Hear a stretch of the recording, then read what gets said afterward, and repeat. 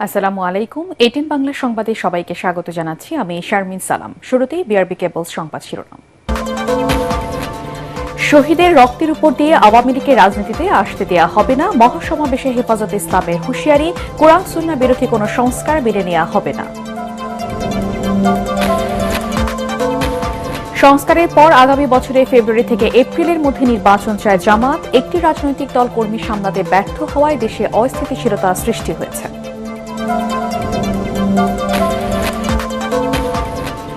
গণতান্ত্রিক রাষ্ট্র প্রতিষ্ঠায় নির্ধারিত সময়ে দেওয়া হবে জাতীয় সনদ, জানালেন আলী রিয়াজ।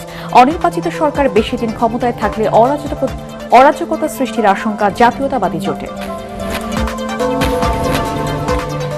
শ্রমিকদের বেতন ভাতা পরিশোধে ব্যর্থ ব্যবসায়ীদের নির্বাচনে মনোনয়ন না দেওয়ার আহ্বান এম শাখাওয়াত হোসেনের। নির্বাচনী ইশতেহারে শ্রমজীবী মানুষের সামাজিক সুরক্ষা নিশ্চিতের তাগিদ। এবং পাকিস্তান জঙ্গি মদতকারী রাষ্ট্র নয়, ব্রিটিশ গণমাধ্যমকে সাবেক পররাষ্ট্রমন্ত্রী বিলওয়াল ভুট্টো। যুদ্ধ প্রস্তুতির পাশাপাশি দেশটিতে অর্থনৈতিক হামলা চালানোর প্রচেষ্টা দিল্লির। শুনছিলেন বিআরবি কেবল সংবাদ শিরোনাম, এবারে বিস্তারিত। শাপলা চত্বরের গণহত্যার ঘটনায় শেখ হাসিনাকে আসামি করে মামলা এবং দ্রুত বিচার নিশ্চিতের দাবি জানিয়েছে হেফাজতে ইসলাম। সোহরাওয়ার্দী উদ্যানের সমাবেশে বক্তারা বলেন, যদি কোনো এবং কিন্তু ছাড়াই নিষিদ্ধ করতে হবে আওয়ামী লীগকে।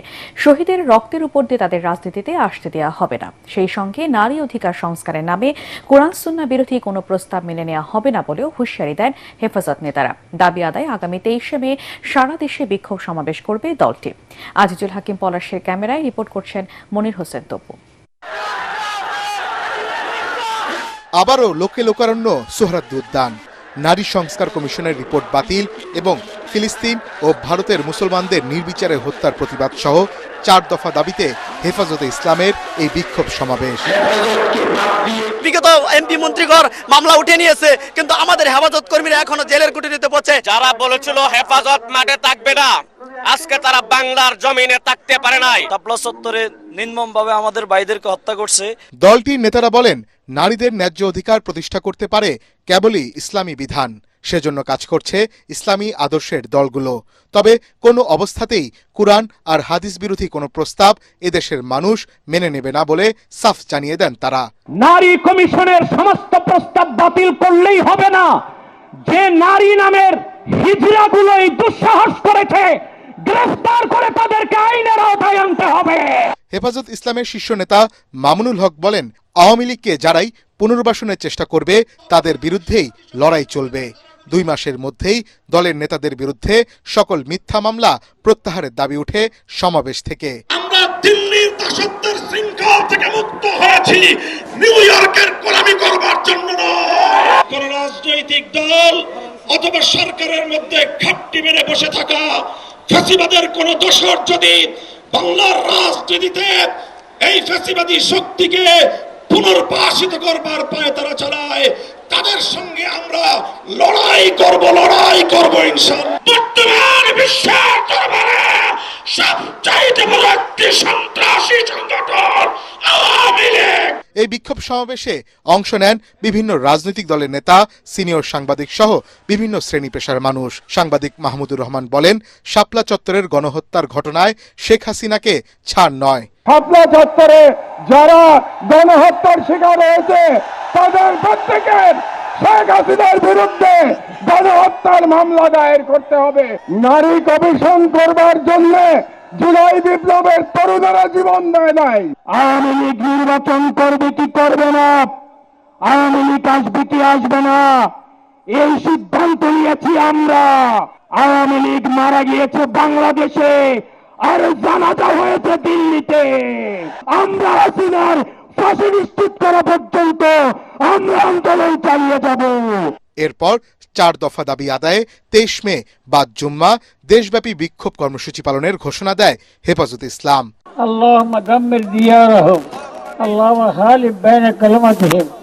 সবশেষ আল্লামা শাহ মহিবুল্লাহ বাবুনগরীর মোনাজাতের মধ্য দিয়ে শেষ হয় মহাসমাবেশ।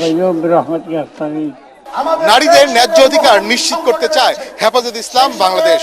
তবে কোরআন সুন্নাহ বিরোধী কোনো প্রস্তাব মেনে নেবেন না তারা। সোহরাওয়ার্দী উদ্যানের এই জনস্রোত থেকে তারা এই দাবি জানিয়েছেন।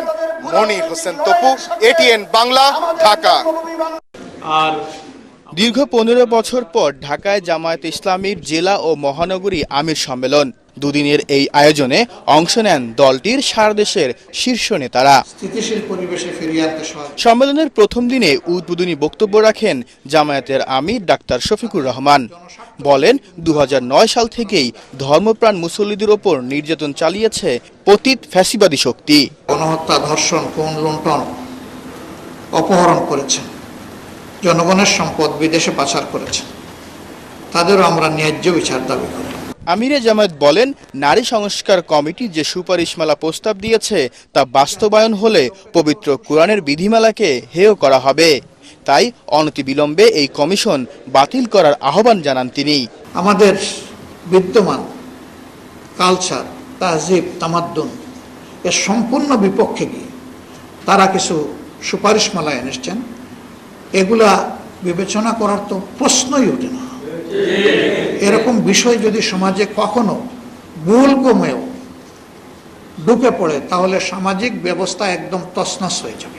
অন্তর্বর্তীকালীন সরকারকে ফেব্রুয়ারি ও এপ্রিলের মধ্যেই নির্বাচন দেওয়ার পরামর্শও জানান ডাক্তার শফিকুর রহমান। আমরা মনে করি সরকারের ঘোষিত সময়ের ভিতরে সংস্কার সাধন করে নির্বাচন সম্ভব। দুটি সময়কে আমরা উপযুক্ত মনে করি। একটি হচ্ছে ফেব্রুয়ারি মাস সোজা শুরু হওয়ার আগে, আরেকটি হচ্ছে যদি কোনো কারণে এই সময়ের ভিতরে সংস্কারগুলো এবং বিচারের দৃশ্যমান প্রক্রিয়া জনমনে আস্থা সৃষ্টির পর্যায়ে না আসে তাহলে ম্যাক্সিমাম এপ্রিল পার হওয়া উচিত নয়। তিনি বলেন, কোনো দল তাদের কর্মীদের নিয়ন্ত্রণ করতে ব্যর্থ হচ্ছে। চাঁদাবাজি সহ সামাজিক অপকর্ম থেকে বিরত না থাকলে সেসব দলের প্রতি মানুষের ঘৃণা জন্মাবে। কোনো দল সম্পূর্ণ ব্যর্থ হয়েছে তাদের নিজেদের সহকর্মীদেরকে সামাল দিতে। এই জন্য যেখানেই যাই এখন শুনতে হয় রেট আগের চেয়ে বেশি। খায়রুল ইসলাম, এটিএন বাংলা, ঢাকা।